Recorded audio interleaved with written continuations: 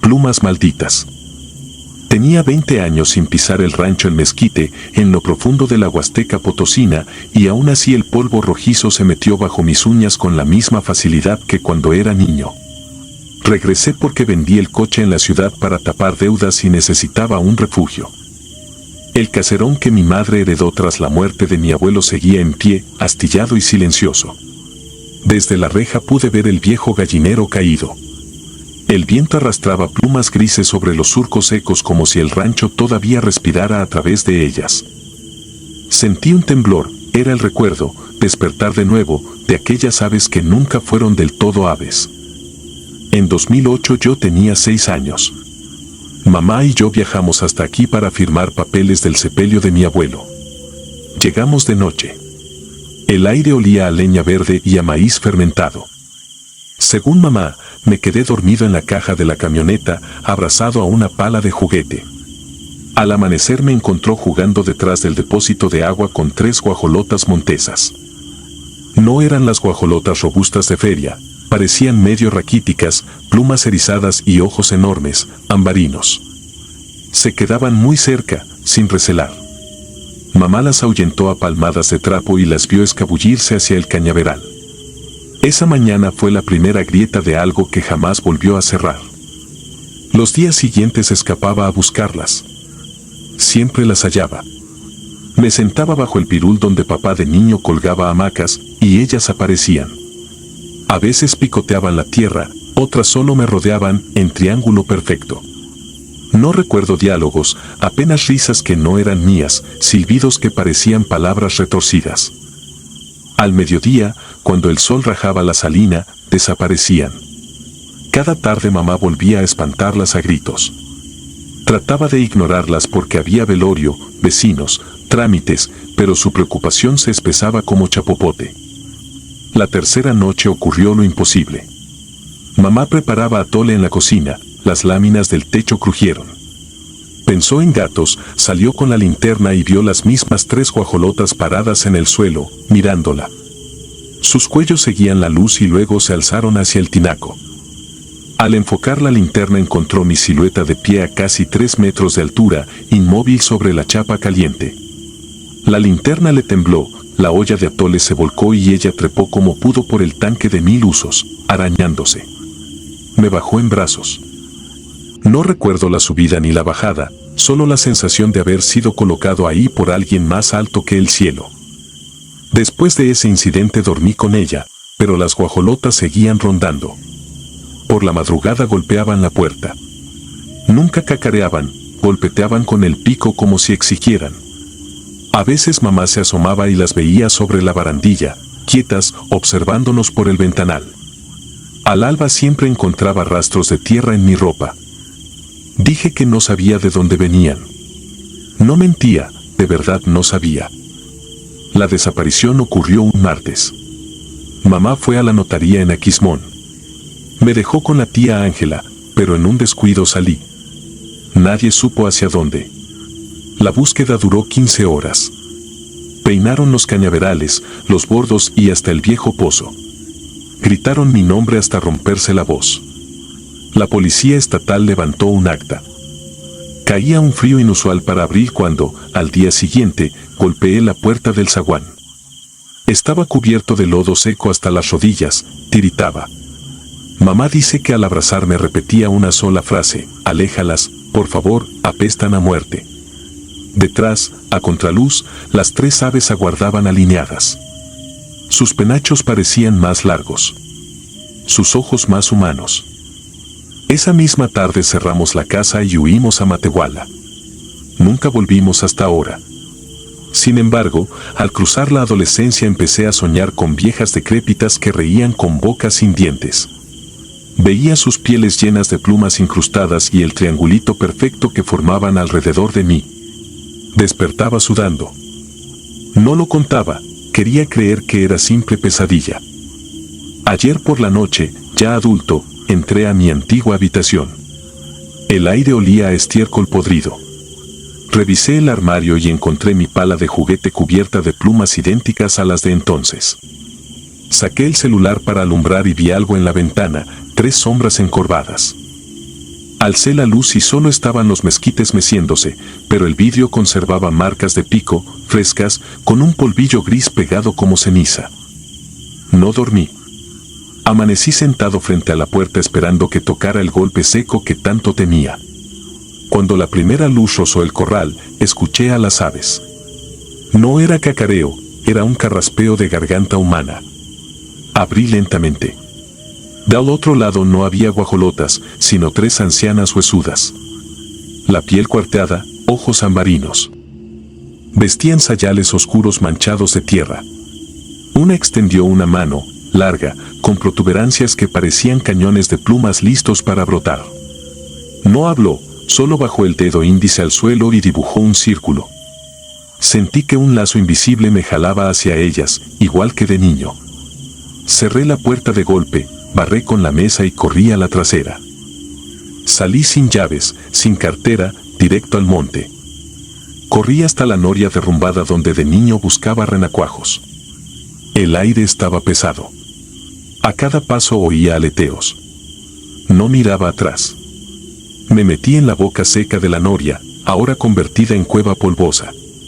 En la oscuridad recordé el tiempo perdido, la subida al tinaco, la desaparición.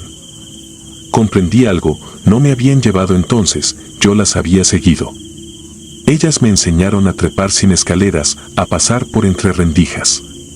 Era un juego para ellas. Yo era su muñeco y había vuelto. Aquello no era un rancho heredado, era un corral, y yo su cría fallida. Afuera comenzó un rasguño sobre la roca. 3 garrazos rítmicos. Luego silencio. Pensé que se irían con la luz plena del día.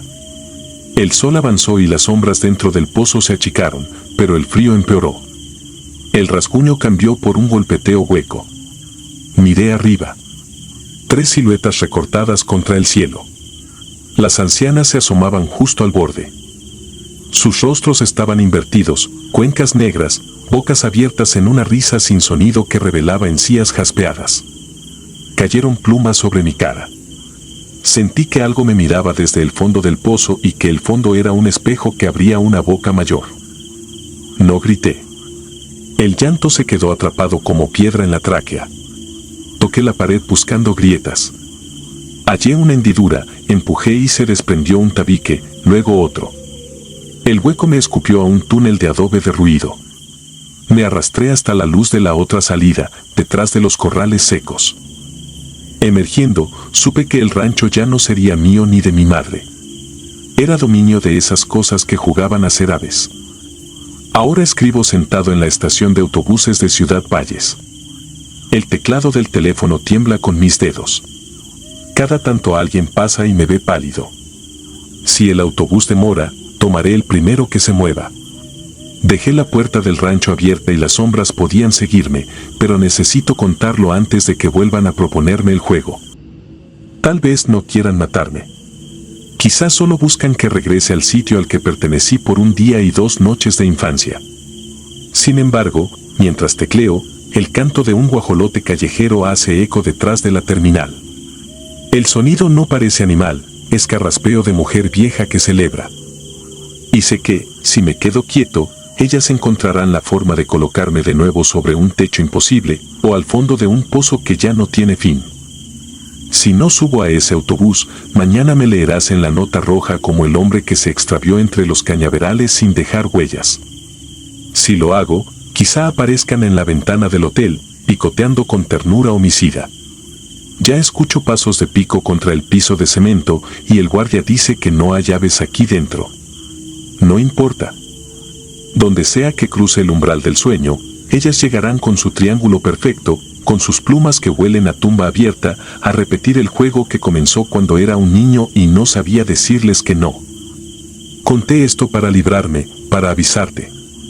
Si alguna vez ves 3 guajolotas grises que no se asustan y cuyos ojos se sienten demasiado humanos, no las dejes seguirte. No te burles. No te acerques. No las alimentes. Y, sobre todo, jamás aceptes su invitación a jugar donde nadie más puede alcanzarte. Porque no volverás siendo el mismo, y quizá, como yo esta noche, descubras que ya no hay lugar en el mundo donde esconder las plumas que te crecieron por dentro. La bestia. Me llamo Aurelia Mendoza y el insomnio me acompaña desde 1998, el año en que la Esperanza del Llano, un caserío perdido entre los matorrales de Zacatecas, me enseñó que el polvo también puede tener apetito. Hoy vivo a media jornada de aquel sitio, pero basta con que el viento arrastre olor a poleo para que regrese el pálpito de aquella tarde y la certeza de que, en ciertos pueblos, la fe no salva, engorda a los que acechan. Tenía 14 años en ese entonces. Mi hermano mayor, Hugo, bordeaba los 18, mi hermana menor, Rebeca, apenas llegaba a los 4. Nuestra familia cuidaba un pequeño aprisco junto al arroyo del Mezquite, a las afueras del caserío. Por las mañanas ordeñábamos, por las tardes revisábamos cercos de alambre corrosivo que jamás lograban contener el mugido de la maleza. Al caer la noche, el monte se hinchaba de grillos y de un rumor más hondo, casi uterino, que hacía crujir las vigas del techo aunque no soplara brisa alguna. Todo empezó cuando Hugo volvió del tianguis de Villanueva con un costalillo de sal rosada, granos tan gruesos como garbanzos. Decía que una mujer cubierta por un chal enlutado se los dejó sobre el mostrador a cambio de un jarro de suero. Aquella misma tarde instaló un banquito bajo la bugambilia e instauró un ritual. Obligaba a Rebeca a dejar disolver un grano contra el paladar antes de dormir. Lo hacía en silencio, con una calma que me erizaba la nuca. Mi madre se turbaba pero prefería callar. Mi padre, curtido por la mezcalina y el cansancio, despachaba el asunto con un manotazo al aire y su frase favorita: el miedo es cuento de mujeres. Las excentricidades de Hugo se multiplicaron. De madrugada subía a la techumbre y esparcía polvo de sal sobre las láminas calientes, también colgaba bolsitas de serrín mezclado con ceniza en las esquinas del corral y tallaba surcos circulares en la tierra húmeda, siempre con Rebeca en el centro. Cuando le pregunté qué buscaba, murmuró que el aire estaba hueco y que algo deseaba llenarlo. Sus palabras se quedaron flotando, densas, pegajosas, como el retrogusto a cobre que emana de las heridas viejas. Hubo un día de julio en que el sol cayó a plomo, un golpe tan seco que ni los opilotes se atrevieron a planear. Eran las 2:30 según el reloj de péndulo. Mi madre me pidió llevar a Hugo un jarro de pinole. Tomé la mano de Rebeca y descendimos por la vereda de tezontle que bordeaba el arroyo. A cada paso, los chaparros se abrían y cerraban como fauces. Escuché un silbido sin dueño, parecido al que emite el viento cuando se cuela por los botellones vacíos. Divisé a Hugo bajo la sombra mansa de un mezquite. Agité el brazo, la niña soltó mi mano y echó a correr, ansiosa de la alabanza que su hermano solía darle después de la sal. En ese instante, una figura alta, cubierta por un lienzo ocre tejido como costra, emergió de la barranca. No caminó, pareció deslizarse, borrando su propia huella. Alzó a Rebeca como quien toma un manojo de plumas y se adentró en la maleza sin oxidar ni una sola rama. Grité hasta que mi voz se partió. Hugo, reactivo como un resorte, empuñó su cuchillo y se aventó cuesta arriba. Yo lo seguí, pero el zacate me rajaba las espinillas y la piedra volcánica desgarraba mis sandalias. Escuché un crujido, tal vez un hueso que cedía o una rama seca que no soportó la tensión. Fue lo último antes del silencio absoluto, un silencio que se concentraba en los tímpanos hasta latir. Llegué a la casa hecha un amasijo de polvo y sangre. Mi madre me sostuvo por los hombros mientras intentábamos mover a mi padre, tumbado en la tarima como un costal ebrio, hediondo a pulque rancio. Al no lograrlo, acudimos a los vecinos. Se presentaron 10 hombres, portando azadones, machetes mellados y una linterna de carburo. No preguntaron qué vieron mis ojos, bastó mi temblor para comprender que las palabras serían insuficientes. Cuando el sol agonizaba encontramos a Hugo tendido bajo un costillar de huizache. Tenía la camisa hecha jirones, el pecho marcado por arañazos paralelos y la lengua hinchada, amarga de lodo. Murmuraba algo sobre un aliento frío que olía a leche cortada. Uno de los vecinos masculló náhuatl viejo, como si eso lo explicara todo. Otro recordó que, semanas antes, 2 niños de la noria habían desaparecido dejando únicamente sus huellitas impresas en las brechas de arenilla roja. Buscamos sin tregua, pero la noche cayó con un espesor de ceniza. El monte respiraba detrás de nosotros, apagando chicharras y hasta el ulular de los tecolotes. Regresamos al rancho poco antes del alba, derrotados y entumidos. Mi padre, por fin consciente, recibió la noticia con un furor que se volcó en insultos contra mi madre. Le escupió la culpa como una peste y destrozó la mesa a patadas. Nadie intentó detenerlo, la autoridad del mezcal suele ser absoluta para quien ya bebió su propia absolución. Al segundo amanecer un comisario trajo el zapatito de charol gris que Rebeca se empeñó en estrenar aquel día. Llevaba incrustado un cristal de obsidiana en la suela, como si hubiera pisado un espejo roto. También traía un trozo del moño rosado que sujetaba su cabello. No hubo manchas de sangre, solo una película aceitosa que olía a hierba fermentada. Mi madre se derrumbó, literalmente se rompió por la mitad, y emitió un quejido tan profundo que juré sentir cómo se cuarteaba el piso. Las jornadas siguientes se borraron de mi memoria, pero conservo flashes, el chirriar de la puerta cuando los voluntarios entraban a dejar botellas vacías, el golpe sordo de un puño contra el pecho de Hugo, que no cesaba de repetir que la sal debía haber sido negra, no rosada. Las campanas de la iglesia repicando por 3 niños que no volverían a reír. La noticia corrió como pólvora y encendió rezos en cada cocina, aunque todos sabían que la fe llega siempre tarde, como la ambulancia en la sierra. 7 días después, Hugo se peló la yema de los dedos afilando su cuchillo contra la losa. Declaró que seguiría el vapor que huele a hueso y desapareció antes del primer canto de los gallos. No dejó carta ni promesa, solo un cuenco de barro lleno de sal disuelta en agua de pozo. Durante años no supe de él. 20 años después, un arriero juró haber visto a un joven taciturno vendiendo collares de sal petrificada en Ojuelos, casi frontera con Jalisco. No sé si creerle, pero la idea de Hugo vivo y errante me es más tolerable que la certeza de su muerte. Yo me quedé para ver envejecer a mis padres.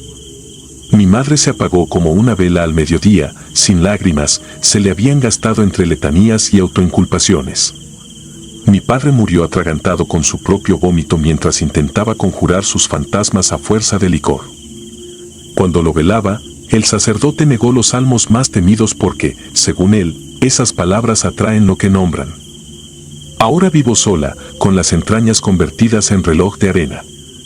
Siento la presión del aire cada vez que el ocote chasca en la estufa. La gente nueva del pueblo, que nunca sufrió la sequía de los desaparecidos, se burla cuando me ve echar puñados de sal alrededor del lecho cada noche o colgar saquitos de serrín en las vigas. No entienden que el vaho que sale del suelo al calentarse es una lengua y que la lengua busca boca.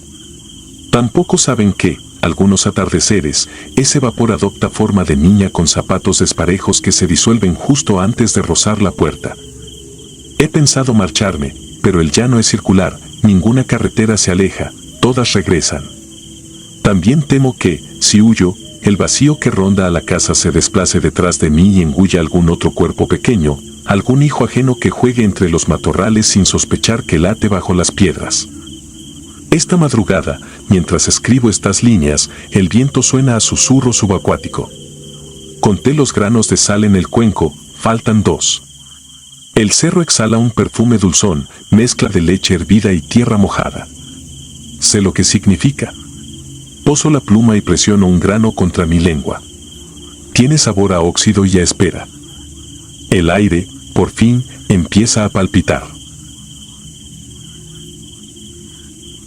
Huevos de sombras. Nunca quise creer en brujerías.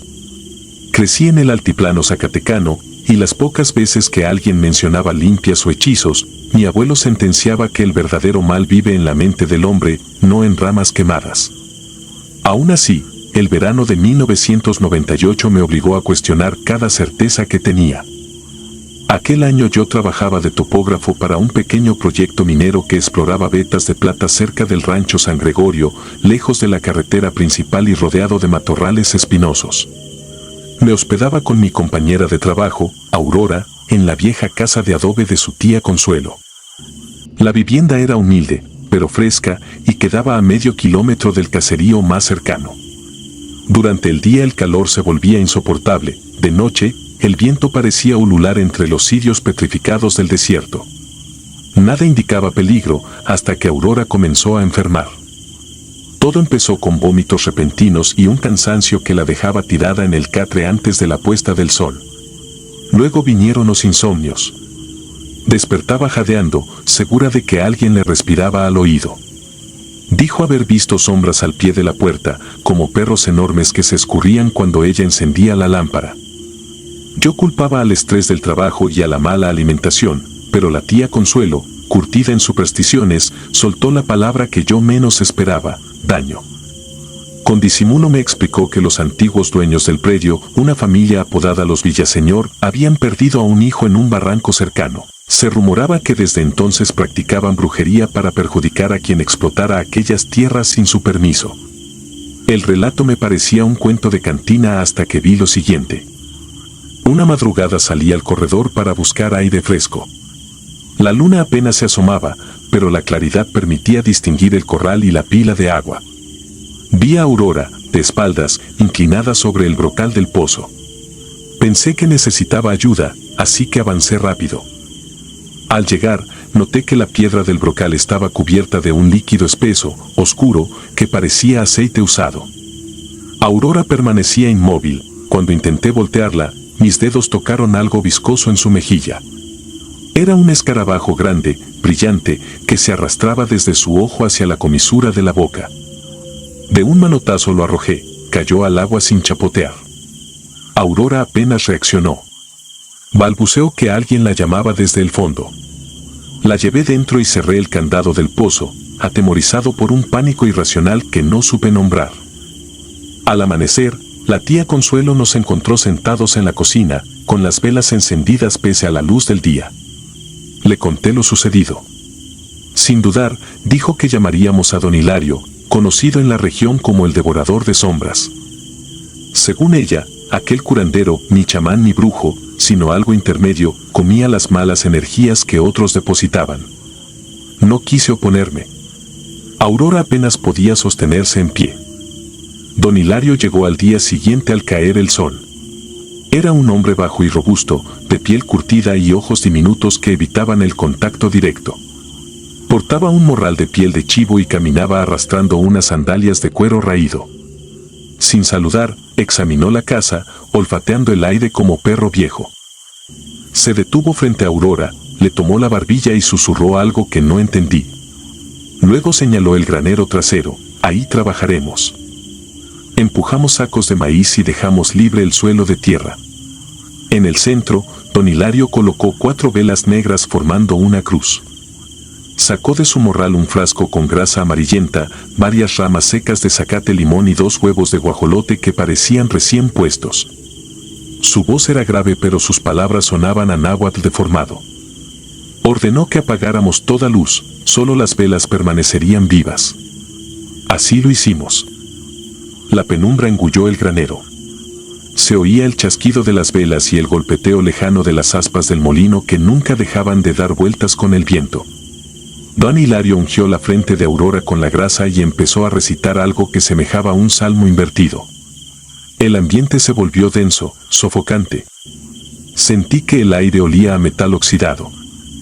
Entonces ocurrió el primer temblor.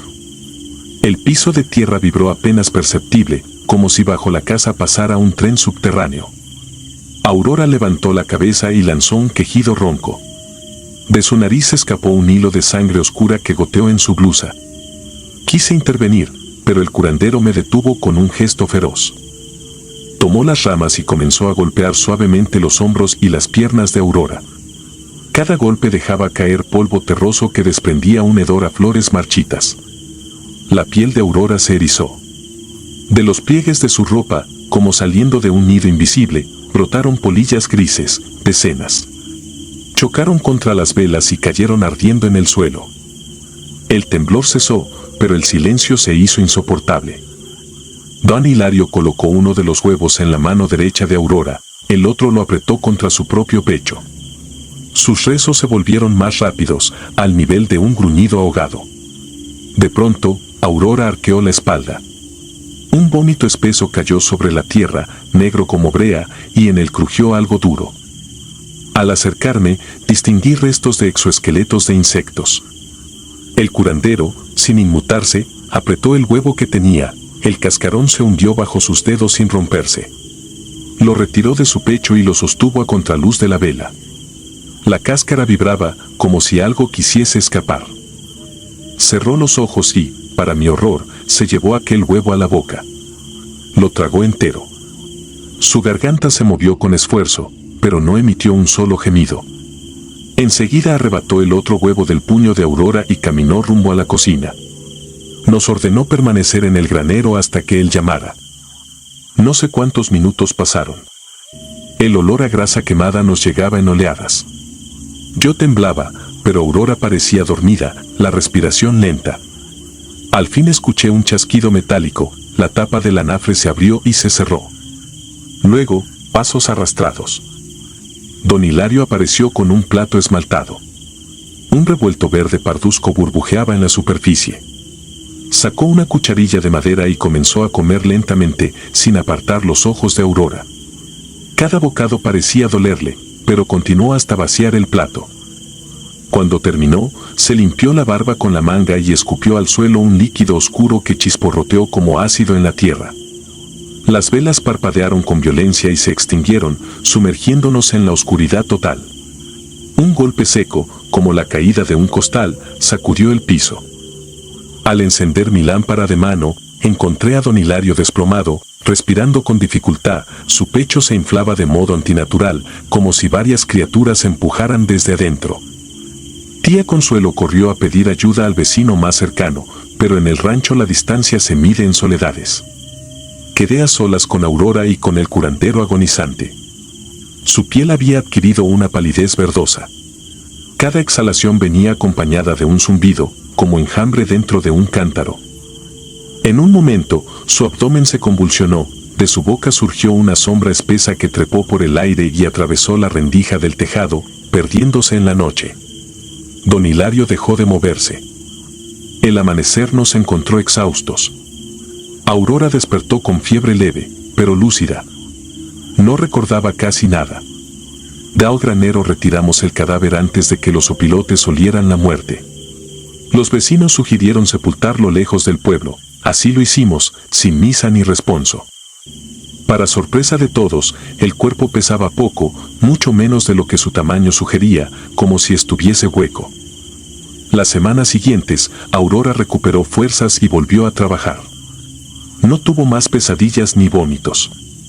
El proyecto de topografía concluyó sin incidentes y regresamos a la ciudad. Solo yo llevé el recuerdo intacto de lo que vi aquella noche. Sin embargo, un detalle terminó de quebrar mi escepticismo. Días antes de marcharnos, la tía Consuelo me pidió ayuda para limpiar el pozo. Retiramos hojas secas y lodo hasta que el agua quedó clara. Al fondo, atrapado entre las piedras, descubrí un cascarón entero de huevo de guajolote, aún brillante, sin una sola fisura, como recién puesto. Al intentar sacarlo con el gancho de hierro, la cáscara se abrió sola. Un humo negruzco emergió y se disipó en un instante. El aire alrededor se volvió gélido, aunque estábamos a pleno mediodía. No conté nada a Aurora, ella merecía vivir en la calma que el devorador le compró con su vida. Yo, en cambio, sigo escuchando en mis sueños el zumbido que brotó de su garganta. Hay noches en que despierto con la sensación de tener algo atragantado, un huevo duro que late en mi esófago, esperando a que el sueño me venza para nacer entre sombras. A veces presiono mi pecho y creo sentir cómo se mueve. Entonces recuerdo las palabras que nunca quise aceptar: el verdadero mal sí puede comernos desde dentro, y siempre, siempre tiene hambre. La ofrenda. Me llamo Rosa Moreno y en mis 42 años nunca he dejado de temerle al eco del cementerio de San Jacinto de las Palmas, un caserío enclavado en la Mixteca oaxaqueña. Allí nací en 1987, cuando el monte todavía reverberaba con los viejos tambores de los abuelos y las sequías desnudaban lomas enteras, sacando a la vista cimientos de casas abandonadas que nadie recordaba. Las viviendas quedaban separadas por patios polvosos, la iglesia, pintada con cal desportillada, se veía pequeña entre maizales amarronados, pero el camposanto, casi tan antiguo como la fundación del pueblo, se extendía como una lengua gris que lamía el borde del llano. Mi padre, Miguel, era el sepulturero. Lo vi cavar tumbas desde que tuve fuerza para cargar agua. Decía que la tierra guarda algo más que hueso y que quien la perturba debe saldar cuentas tarde o temprano. Los muertos venían de comunidades vecinas, viejos mineros de Tezoatlán, parteras de Vista Hermosa, niños de Santa Teresa que sucumbían a diarreas veraniegas. Era un cementerio hambriento y, a la vez, agradecido cuando se le ofrecían velas de cebo y ramos de flor de muerto en noviembre. Entre los que frecuentaban el camposanto estaba Silvano Ordóñez, mi primo segundo, 7 años mayor que yo. Su fama de mujeriego iba de feria en feria, pero lo que de veras lo distinguía era su pereza, odiaba sembrar, odiaba ordeñar, odiaba cualquier cosa que no fuera charlar en la cantina. Un atardecer, mientras ayudaba a mi padre a limpiar lápidas, escuché a Silvano conversar con doña Hilaria, una anciana encorvada que vendía hierbas medicinales. La mujer le aseguró que las bocas bajo el suelo oyen y que conceden favores a cambio de oraciones, agua fresca y luz. Silvano, con la codicia chispeándole en los ojos, pidió detalles. La anciana le recalcó que todo pacto exige pago puntual. Él sonrió como quien aprieta en la mano un gallo recién atrapado. No tardó en poner a prueba las instrucciones. Aquella misma medianoche, me asomé desde la tapia, vi la silueta de Silvano deslizarse entre tumbas, escoger un nicho descascarado y murmurar palabras que el viento dispersó antes de llegarme. Encendió 4 cirios de cera negra, vertió aguardiente sobre la tierra y abrió un cuaderno donde, imagino, enumeró lo que anhelaba: terreno fértil, ganado, la mano de Ángela, la joven más codiciada de San Jacinto. De vuelta en casa, mi padre se santiguó al notar el resplandor extraño tras los cipreses, pero no intervino, dijo que cada quien cava su propia zanja. Los meses siguientes fueron el reverso de una maldición. La milpa de Silvano se puso verde aún sin lluvias, sus 2 vacas flacas parieron terneros robustos y, contra todo pronóstico, Ángela aceptó casarse con él. Las bodegas de su choza se llenaron de costales de maíz y, en los bailes, la gente lo miraba con mezcla de envidia y recelo. Yo, ya adolescente, advertí un detalle inquietante: el cementerio amanecía cada lunes con cirios derretidos y charcos de agua turbia, pero los jueves el polvo cubría todo como si hubiera pasado un mes. Silvano cumplía, al principio. La disciplina se resquebrajó cuando los arroces prosperaron sin necesidad de su presencia. Comenzó a olvidar las velas, a escatimar el agua, a recitar las oraciones a medias. Doña Hilaria murió en agosto de 2002, su entierro congregó a medio distrito, salvo a Silvano, que alegó fiebre. Yo acompañé a mi padre durante la sepultura. Mientras caía la última palada, un viento gélido se abatió sobre los cipreses. Las ramas crujieron como si algo se elevara desde la fosa recién sellada, el murmullo tenía timbre de lamento y de reproche. Mi padre soltó la pala, me apretó el brazo y susurró: los acreedores despiertan. Aquella noche, llegamos a casa antes de que el crepúsculo se apagara. Sin embargo, los perros empezaron a aullar hacia el camino de piedra que llevaba a la parcela de Silvano. Mi padre tomó su lámpara de petróleo y, pese a mi súplica, me ordenó quedarme. Lo desobedecí, lo seguí a distancia. La puerta del primo estaba abierta, dentro reinaba un olor a sudor frío y vela extinguida. Silvano yacía arrodillado, empapado en sudor, balbuceando el Padre Nuestro. Frente a él, flotaba una neblina densa que asumía la forma de un torso huesudo. En el cráneo faltaba la quijada, pero las cuencas vacías parecían relucir con la lumbre interior de la rabia. No hubo diálogo, solo un siseo grave, igual al silbido que hace el viento al colarse por una caracola. El espectro alzó un brazo inexistente y señaló hacia el cementerio. Silvano se cubrió la cara y gimió. Mi padre, con voz ronca, le recordó la obligación: cumple lo pactado. El espectro se desvaneció como humo aspirado por la noche. Silvano cayó sobre el suelo de tierra y empezó a convulsionar como si cientos de agujas le punzaran la carne. Lo cuidamos hasta el amanecer, la fiebre le devoraba el aliento, pero ninguna medicina de hierbas la abatía. Al tercer día, cuando los gallos apenas clareaban, Silvano se levantó tambaleante y salió rumbo al río. Regresó con la mula cargada de piedras planas de cantera roja. Durante semanas, bajo un sol que partía las piedras, trazó un muro bajo que rodeó todo el camposanto. Después levantó una capillita de adobe encalado y puso dentro un nicho para veladoras de cebo. Cada tarde, antes de que el cerro tragara los últimos rayos, llevaba una jícara con agua fresca y encendía 2 cirios. Nunca volvió a prosperar como antes, pero tampoco le faltó que comer. Decía que la abundancia reclamada había sido saldada con trabajo forzado y que ahora estaba a mano con los de abajo. Pasó el tiempo. Doña Hilaria y Silvano llevan décadas bajo el mismo techo de tierra, muy juntos en la zona vieja del cementerio. Cada día de muertos, yo, que heredé la chamba de mi padre, enciendo una veladora en la capilla. No pido nada, solo murmuro, para tu descanso, compadre. Algunas personas dejan botellas de mezcal o peticiones escritas, pero el líquido suele amanecer derramado y el papel húmedo, ilegible.